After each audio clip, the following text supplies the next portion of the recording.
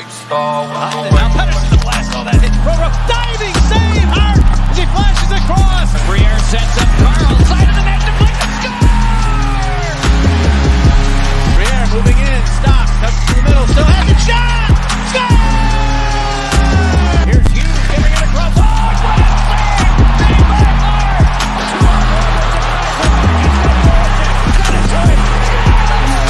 He's an angle. Short-handed mid. He scores! Up top, cruising is Provorov. He scores! Ivan Provorov! What is going on, everyone? Welcome back to the Fired Up Podcast. I am your host, Amedeo Grassia, along with my partner, Chris Maher. We are live streaming, as always, on the Painted Lines, Flyers Fan Mania 93, and TTP Sports on YouTube. And for people that are tuning into the pod either late or just can't tune in at all, it'll always be on Apple, Spotify, wherever you listen to your podcasts at. So I want to start the podcast off with this nice little tweet on the Buffalo Sabres. It's a really good tweet. So it goes over four players on the Buffalo Sabres that are making a lot of money. So we got Jack Eichel, who's making $10 million a year annually. He only has 2 goals. Jeff Skinner, $9 million a year annually, and they still have him for 6 more years. He has 0 goals. Taylor Hall signed that 1-year, $8 million contract. He has 1 goal. And then Okposo, $6 million a year, 0 goals. That's $33 million combined between those 4 players, and they only have 3 goals in 19 games combined. That whole goal was the first goal of the season for Buffalo. It was. It was a power play goal. Poor Buffalo fans. Yeah, they are. Fans. And, you know, it's weird because I've never seen a Flyers fan base that's like, oh, they win 2 games against Buffalo. They've probably played their best hockey of the whole season in the last 3 games. But just because it's Buffalo, it doesn't mean anything. What does that mean? Like, you were playing only X amount of teams this year. You can only handle who you're playing in this division. I don't care who it is. You've already lost to Buffalo 6-1. You know what I mean? Like, God forbid we ever be happy and positive about a Flyers game for once. Like, you know what I mean? It's so frustrating. Remember, this is Philadelphia. We're not allowed to be happy. We can only, I know, right? We can only be miserable. Yeah, only right. miserable. Yeah, we're supposed to act like we're Phillies fans all the time. No, Eagles fans. Fans. That's even though we won the Super Bowl a couple of years ago, we're still miserable. Mm-hmm. Quick thing, Phillies. That game today, only the Phillies would have bases loaded and no outs and not get a base hit. They had bases loaded twice in the game, Twice, actually. yeah, twice. Right. And they tied. But second game of spring training. And I'm already annoyed. But hey, Joyce is looking like an MVP candidate. Mm-hmm. Made a diving catch, and he had a nice bomb in the game. Absolutely crushed it. Yeah, I saw that. Yeah, he had the 2-run in the what was that, the 4th, 3rd, 5th, something like that. It was somewhere around there. Yeah, it was an absolute piss missile. I saw that. It was great. I was watching that. I was like, goodbye. Yeah, all he had to hear was the crack of the bat. It was like, oh my, that was crushed. Yeah, it was absolute moonshot. All right, Flyers. Flyers. This is Fired Up Podcast. Not the Philly Up Podcast. Couple things. These last 3 games, I know we didn't do a pod since Lake Tahoe, that whole shit show. At the Boggle. Yeah, the massacre in Lake Tahoe. So they go into the Rangers, and essentially it was the Flyers 4, Chris Kreider 3, and the Flyers actually played pretty good that night. Overall, really solid first and second period, kind of continued that, had 39 shots on goal. I think that was their most shots on goal all year in a single game. They followed that up the next game with another 39-shot performance and a 3-0 win. Elliott was fantastic when he had to be, and they shut out Buffalo with no Jack Eichel on Saturday, and then they get Eichel back. Johansson in net yesterday. Basically the same exact game as Saturday. Yeah, it was pretty much the same game. Like, it was like the Flyers goaltender, Hart, who played yesterday, was really good, made a handful of good saves, robbed Okposo on that 2-on-1. Flyers had couple iffy plays here and there, and probably not the best third period, but pretty solid. And again, it's Buffalo, so you don't, Sean Couturier absolutely manhandled Eichel on the first goal. Coots scoring first in both games. They're 6-1-1 since Coots is back in the lineup. Yeah, Coots has been a beast. Like he's been great, and now that I think about it, he is the difference maker against Boston. Like if you think about it, like I know everybody wants to say, oh well, they're 11-1-1, but they're 0-3-2 against Boston. They haven't played Boston healthy. Boston's got them at the right time. Yes, they probably should have canceled out some of those games, but Coots is the difference maker in a game that's 4-3 in overtime with a 3-1 lead late, or a game that's 4-2 in the third period or 4-3 in the third period, and you're up or you're down, whatever. He's the difference maker, and those Flyers probably get 2 or maybe 3 wins. Obviously, he's not the difference maker in a 7-3 game, which he played in, and you didn't have everybody else, and a 6-1 game. But, that other game, 2-1 at home, maybe he does something for them offensively. So I think this is the right time here for the Flyers to kind of, you have games in hand with the way the schedule has looked out. I know we were talking about that before because as of right now, they have a handful of games in hand on the teams in front of them and things like that, because as of the standings right now, you have the Caps in first with 28 points, 21 games played. Boston has 19 games played in second. So they're 2 games behind there, and they're only 2 points back. The Islanders have 21 games played, 26 points. The Flyers have 18 games played with 25 points. So you have 3 games in hand, on the Islanders and the Capitals, and you're only 1 point behind the Islanders and 1 point behind, or 3 points behind the Caps. You have 1 game in hand on Boston, you're 1 point behind them. And then, your opponent tomorrow, Pittsburgh, who's below you with 23 points. You have 2 games in hand on them. So a win tomorrow would be really nice because you're already two games, in hand on Pittsburgh. You're already 2 points ahead of them. Get a win tomorrow. That means you're 4 points, still have 2 games in hand. And then you have the other 2 games Thursday, Saturday. So I feel like the last 2 games, it's been a really good showing for this team. I mean, they've been able to roll over 4 lines, which has been nice. They haven't had to cut down on the ice time. I know I'm kind of going long here, but for the most part, I think these last 3 games has really showed how this Flyers team wants to play. And before I hand it to you, I want to ask you one question. The TK coming back, playing or practicing today, where do you think he'll be in the lineup? That's tough. I know. And you know why I say it? Because every line's playing good. Yeah, and it's like, do you switch up Patrick on the wing? Do you put him back at center? Do you break up that Farabee, JVR, and Coots line? That's been breaking up that hot. The Hayes, Giroux, Patrick line, do you break that up? Or do you break up the COVID line that AV likes to call it there with Lindblom, Jake, and Lawton? Do you break that up? So I don't know. My guess is if they do this, because you have Bunneman, maybe Bunneman's a scratch, which I hate saying because I really like Bunneman. And he's been great in that fourth line center role, who honestly, if you think about it, Bunneman could probably play third line wing. But for the most part, my guess is that you will have to, if Bunny's a scratch, I'd move Lawton down. I'd put Patrick back at center, and I would just literally switch TK into Patrick's spot. And then I would just do JVR, Coots, Farabee, Giroux, Hayes, Konechny, Lindblom, Patrick, Voracek, and then Raffle, Lawton, Aubé-Kubel. That would be my guess. Honestly, I can see that happening as well. Because that's probably your best bet of the lineup. Because I can't see TK going to first line if no one else did.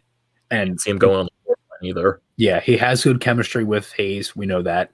And G has been fine with anybody this year. So, and that line clicks when G is with Hayes, they click. I'm sure Konechny will definitely help out with an offensive spark. And also Konechny, him and his girlfriend are having a baby. That's awesome. His father now. Yep. Yeah, TK's a father. Think because of how young he is. I know. Did you see Patrick's comment? He put Uncle Pat. Uncle Patty. I love that. It's just going to the lines. Like I'm not touching that first line. That first line has way too much chemistry with each other. The way JVR is playing, the way Coots is playing, the way young Beezer is playing. I just can't think of anything else to touch that line. I don't want to do it. So what you said, Chris, that's probably the best bet they're going to do is put TK on that second line, move Patrick to the third, and move Lawton to the fourth and scratch Bunneman. That's the only outcome I see. Yeah, and that's the thing. I like, and as I said, like I hate scratching Bunny because he's played good, but they're not scratching anybody else. And in a pinch, you can do that for a game or two. So if TK does play tomorrow, which he might, it looks like he probably will, because the Flyers did practice today, right? I didn't just make that up. Or I were they off today? think today was an off day for them. Yeah, you're right. It wasn't off day, so that's my bad. I know Konechny technically skated today. Then he went to travel to Pittsburgh, so I think That's what that was. Yeah, that's why I said that. That is my bad. My apologies on that. Yeah, so I think that's probably the best bet, though, is what I would say, to be honest. Yeah, I could see that too. And just I'm assuming tomorrow for the Flyers and the Penguins, it's probably the first game for the Pittsburgh Penguins to where they maybe allow fans in the stands, since now the state of Pennsylvania is upping their limit on fan capacity. Now it's just up to the cities to meet that limit at this point. Yeah, and that's the thing. I mean, my guess is it already includes the people that are in there, right? So that's what, like 500 or so, they said? Yeah, the first limit was like 500 for indoor and I think like 15 or 100 or something like that for outdoor events. Mm-hmm. So when the Wells Fargo Center, we need more than a 500 limit to allow fans in, just because you got to equip for the players, the coaches, the staff that work for the team, and then the people that just work in the arena in general. Yeah. So you got to do more to accommodate for the fans. That's why they weren't going. That's why they were still pushing to get that limit up. Yeah, I don't know if they'll have like 2,000 fans, because if they're having fans, they're gonna have more workers, and there's already a good amount of workers in there with no fans. Yeah. So they might have to have maybe like 1,000, 1,200 workers, not added, but added up to that number, in there. So my guess is probably like 1,000. It's probably my guess. I could see like maybe 1,500 to 2,000 fans. Possibility.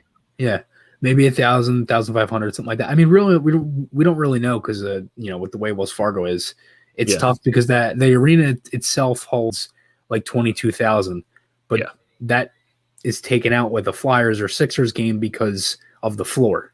Mm-hmm. Because with a concert, you have all the floor seating there, which is a couple thousand seats. So that's probably around like 19,500 to 800 is probably my guess for our Flyers and Sixers game. Probably more for Sixers because the court is smaller. Yeah, I think the Sixers hold a lot more, since you add more of those seats. Yeah, it's got to be like a couple hundred more. Yeah. My guess is the Flyers they're supposed to have fans in March 7th game versus the Caps, which is a Sunday afternoon, I believe.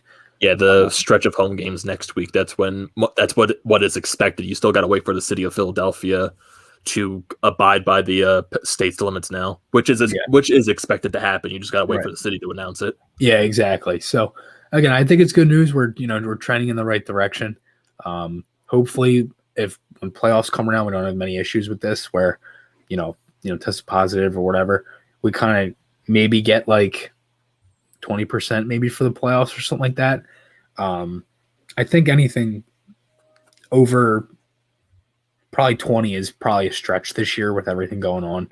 Yeah, maybe. I mean, it's so tough too, because there's so many things that kind of go into it, and it's tough to say what's going to happen in a handful of months. So I think if they can just kind of take it as it is for right now and just go with the flow and get some fans in there, which are going to make a difference in a lot of this stuff, because it is so weird. Like, it's so weird covering a game with no fans. Like, because when I covered the Flyers game, it was so weird. Like, I was telling you about, there's a play where Buffalo had a crossbar and it was so loud, because there's sometimes when you hear the post, it is so loud. Mm-hmm. And that was the loudest I ever heard a crossbar in there, because every time I've been in there's been fans.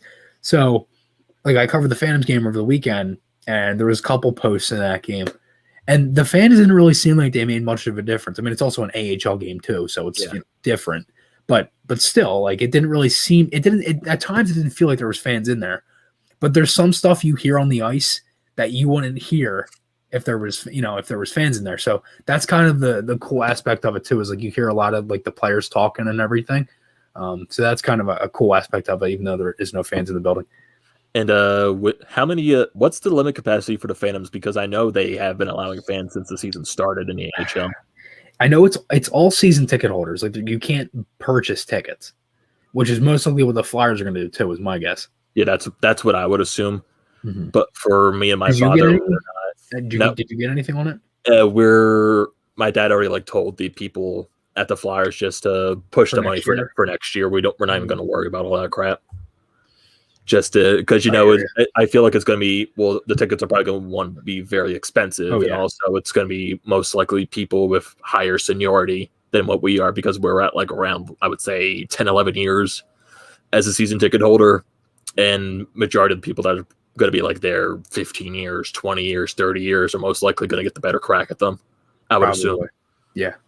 That's probably your best bet too. You might as well, I think if you're able to still watch it and everything, then why not? Yeah. But hey, I'm going to my first game on the 13th with Flyers Nitty Gritty, so I'm fine with that. Yeah, there you go. At least get in there with the press box with everything there is down there now. Because that'll be cool if it is actually in the press box. That's the thing. And I know we were talking about that before. Is it in the press box up top, or is it because when I went, the Phantoms was in the press box. Yeah, and with the way that and it's funny because I'm walking up and I take the elevator to go up, and the attendant was in there. He tells me, he's like, "You going to the press level?" I was like, "Yeah." He's like, he said to me that I look like a media guy, and I kind of laughed. It was funny.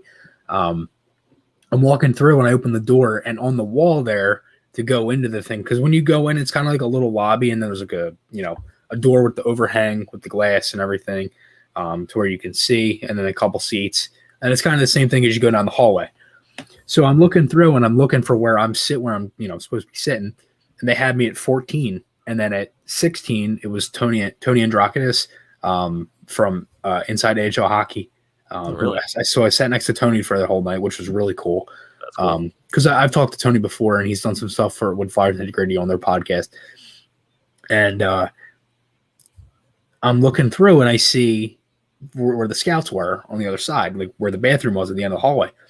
And on the scouts was Arizona Coyotes, Vancouver Canucks, and then Nashville Predators. And I'm thinking to myself, and I wasn't really thinking anything of it. And then I'm thinking to myself, no, wait, Nashville Predators. I'm like, Ekholm. I'm like, Ekholm. And then a couple minutes later, Tony said the same thing. And I'm like, well, there you go. So I'm like, it's kind of something to keep an eye on. Yeah, because I remember reading an article that he put out there saying that there was a lot of Nashville scouts at that game. So you never know. Because I know Nashville is definitely looking to trade some of their pieces just because they're not good this year. Yeah, right. And they only have Pierre LeBrun reported they only have a handful of untouchables. It's Rene, Yossi, and Ellis. And that would make sense, to be honest. Which is weird because it makes sense, but it doesn't. Like, why wouldn't Forsberg be an untouchable? Or Duchesne or Johansson? I can understand maybe Johansson just because he's been in a decline. But Duchesne, though? I guess if you get value for him, you could just try to get something back. Contract is it's also 8 years. I think it's also the same situation probably with Forsberg. Just get value for him since he's still 26 and he still averages 20, 25 goals a year, maybe even 30. So hey, honestly, if Flyers make a blockbuster trade with the Nashville Predators, get Ekholm and Forsberg, never know. Yeah, that'd be great. You know who looked really good in that Phantoms game? Who? Linus Hochberg. They had him top pair with Zamula. He's got a lot of patience, and he's a lot bigger than I thought. Like, he doesn't look like, from the highlights and everything I've seen, he doesn't look big. Quick thing, and this is nothing of what I was just talking about. We're doing the pod right now, right? I'm like, yes. Why isn't Sean in here? It's not a Fired Up podcast without Sean Fitzpatrick. So where's Sean? Because he's having an off day, I guess. He is having an off day. What do you message him on Twitter saying, where are you at? I'm about to. Get your ass in here, Sean. And might as well look at the live chat at this moment. So we got Dives joining us. How's it going, Dives? And you commented on the Negadelphia. Yeah, it's not Philadelphia without negativity. Literally. We also got Renee in the chat. Thank you for joining as always, Renee. Flyers are finally getting it together. Yeah, I like that optimism right there. We got Tales of a Failed Life. Always love that name. a few people wanted to trade Hart last week as they forgot what happened to Bob.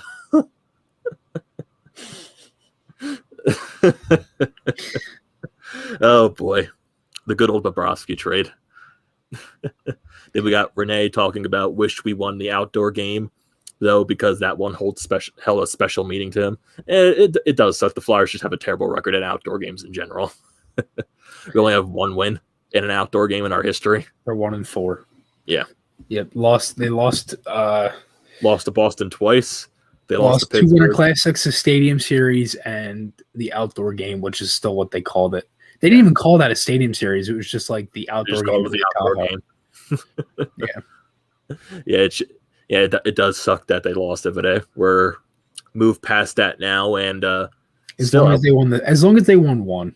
Yeah. Like, I think Chicago's 1-7. Yeah, Chicago has sucked in The outdoor only year games. they won was the 15 Winter Classic when it snowed.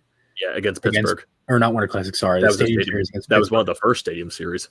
Yeah, that was I think they did 3 that year. They did 3, yes. And the other ones were in New York. And The other ones were in New Devils, York Rangers. and Los Angeles. That was the year before, I think. That was the year the Kings won the Cup. The year after they did the Islanders Rangers, which was 2-1 Rangers. Then they did the Rangers Devils. And then they did the Pittsburgh Chicago. Because that was 14. They did those 3 in 15. I'm pretty sure they did one against Anaheim and Los Angeles that year too. Yeah. Well, that was 14 because I watched that today in the Kings Cup video. Mm-hmm. Because they won 14 the outdoor games in that. That was because that was actually one of the games where the Kings were like on a slump, and then after that they went on the hot streak into the playoffs.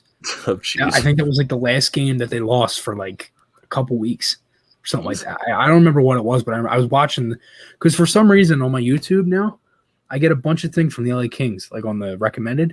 Oh wow! So it'll go back from like I was watching like because they have the thing called Kings Vision, which is kind of like Flyers TV. Uh-huh. I don't know. You've obviously seen it before. Yeah, probably.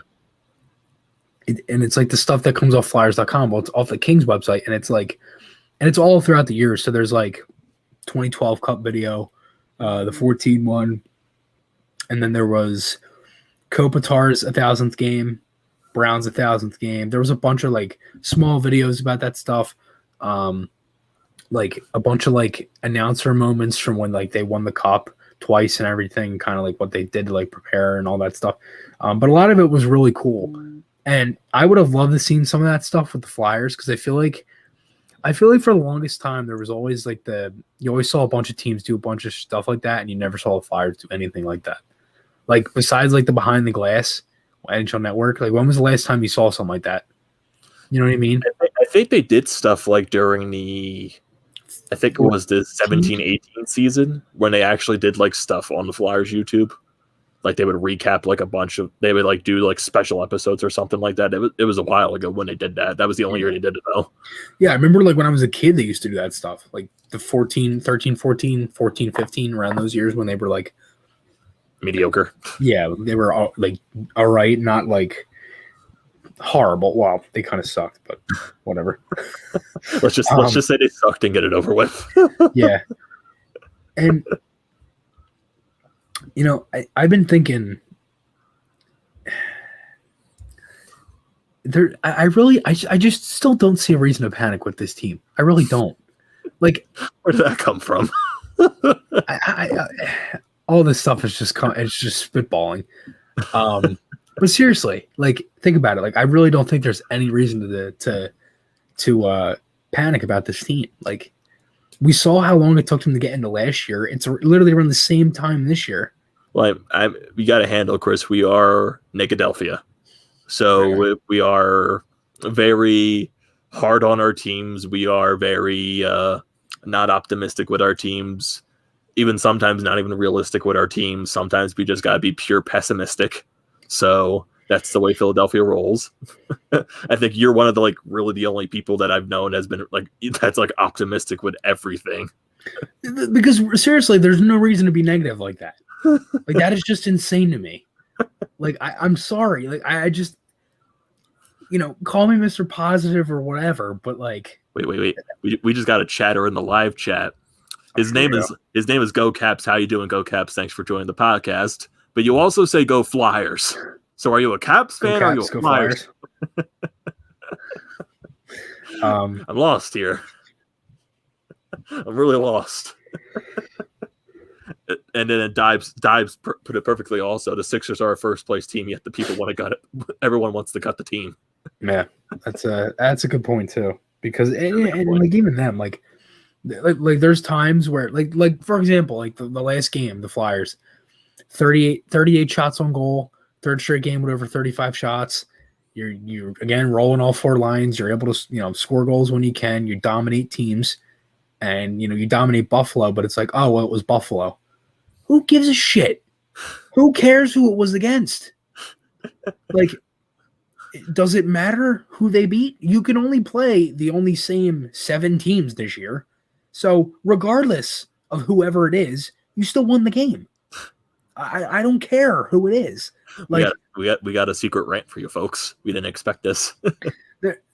Dude, this team could win a Stanley Cup, and there are people who would still say something negative. You know what I mean? Like, for example, like Tom Brady, like, is easily the greatest quarterback ever. He's won 7 Super Bowls, and people still want to find ways to be negative about him. You know what I mean? Like, there's so many guys like that. Like, also, I saw this stat which was so funny, which is so off topic, and I just thought of it with when I brought up Tom Brady. Dude, you might as well retitle this and call it the Chris Rant episode. Welcome to the Chris Rants podcast. It's just a podcast of Chris ranting. I just hear in the background eating my popcorn. Yeah. All Amedeo does is just kind of laugh every couple minutes. No, but it was like Mitch Trubisky hasn't thrown a pick 6 in over 50 or more starts, and he's the only quarterback to ever do that. Okay. I'm like, is this guy the greatest quarterback of all time? Like, he's better than Brady. He's better than Rodgers. Could you imagine? Oh, God. Like, there's just some. Oh my God. But back on Flyers topic. Mitch Trubisky did win an MVP on the Nickelodeon playoff game. He won an MVP technically. So technically, he is a great quarterback. But no, I mean, honestly, I think this team is definitely trending in the right direction. I don't see any reason to panic because they're playing good hockey. I mean, I don't know. I feel again.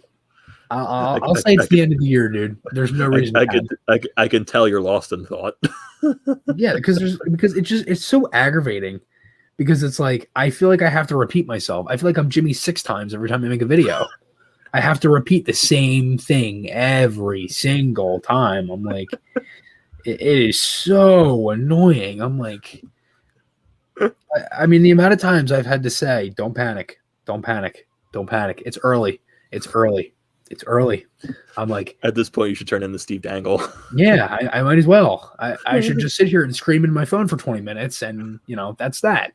But seriously, like I just don't see a reason to complain and bitch about little things with this team when they've played good hockey recently.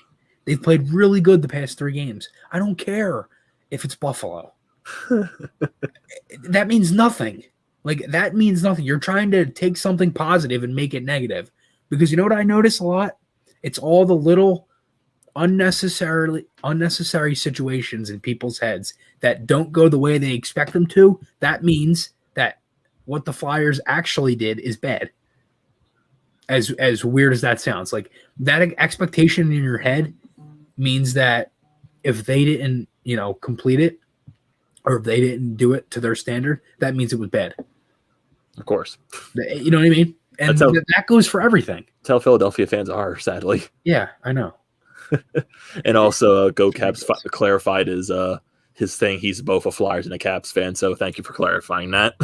I understand your standpoint. When it was always like when the Flyers didn't make the playoffs back in their mediocre days, I was always, okay, I want Ovechkin to win the cup, and he finally did. Finally did in 2018, so I was happy about that. Then we also dive saying Philly sports Twitter is the worst. I agree with you. It is a cesspool of its own cancer, and I know we say Flyers Twitter is bad, but it's nowhere compared to Sixers or Eagles. Nowhere compared to it. It's like, all right. It's What's like worse? What's worse, Flyers Twitter or Flyers Facebook? Because they're both equally as bad. It still doesn't compare to Sixers or Eagals. Oh no, I know. It doesn't. I know it doesn't. Like this is the Flyers social media cancer. This is Eagles and Sixers all the way up there. It's like I can even spread it apart even further at this point. And then we also got Jay joining the chat saying "Be an effing Flyer." Thanks. That quote from Elaine Vigneault, who did get his 700th career victory as a head coach.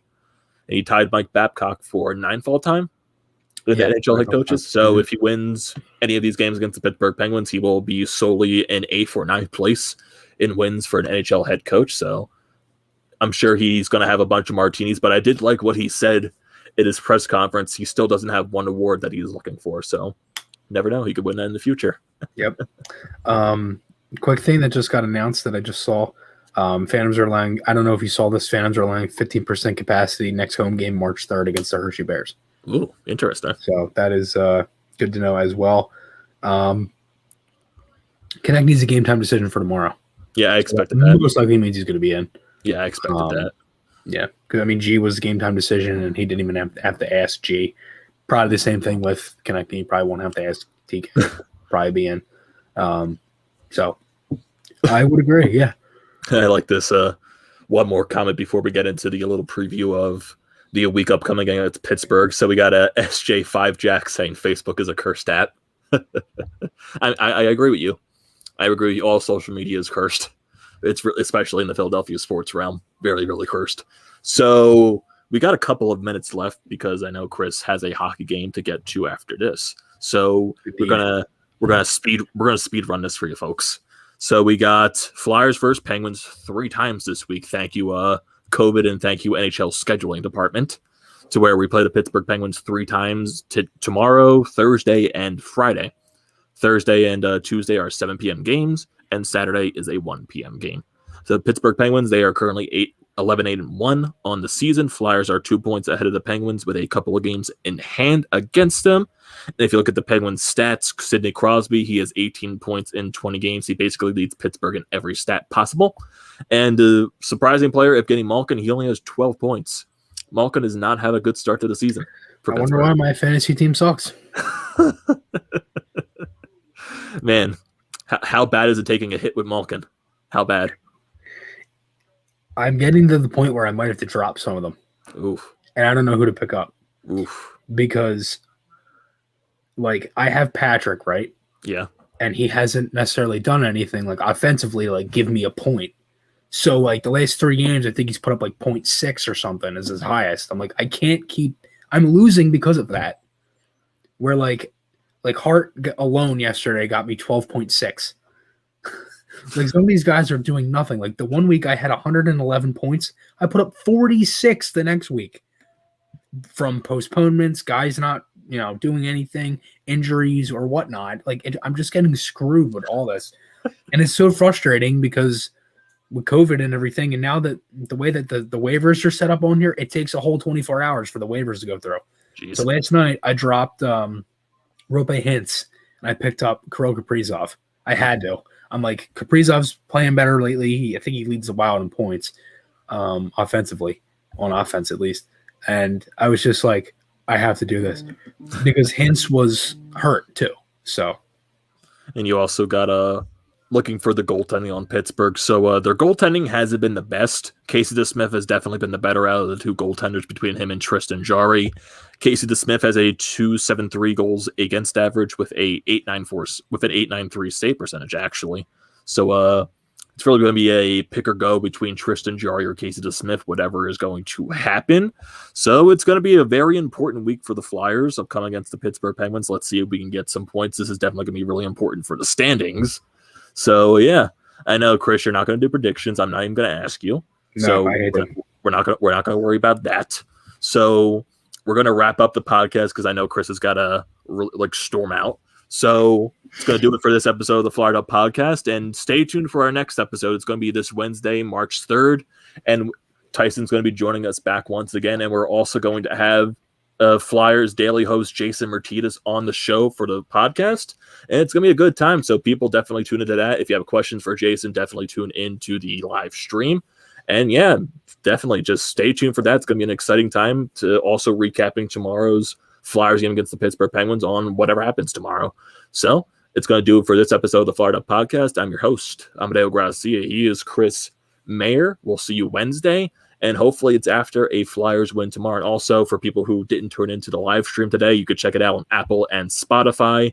And just thank you for everyone that is joining the live stream in general. You can follow me on Twitter, Amedeo Grassia98, and follow Chris on Twitter @_Chris Maher. And just follow our YouTube channels, TTP Sports and Flyers Fan Mania 93. So without further ado, this is it for the Fired Up Podcast today. And stay tuned for Wednesday, everyone. We'll see you then.